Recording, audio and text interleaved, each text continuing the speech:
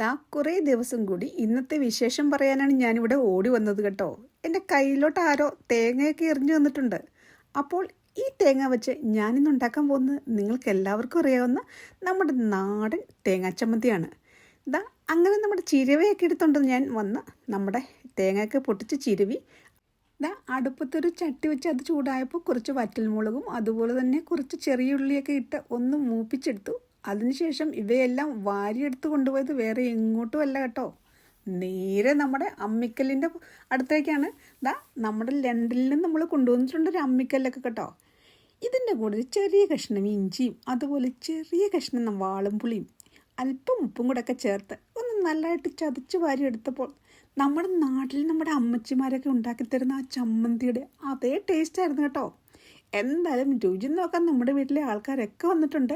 എന്നാൽ ഒട്ടും സമയം കളയണ്ട, നിങ്ങളും ഉണ്ടാക്കിക്കോളൂ.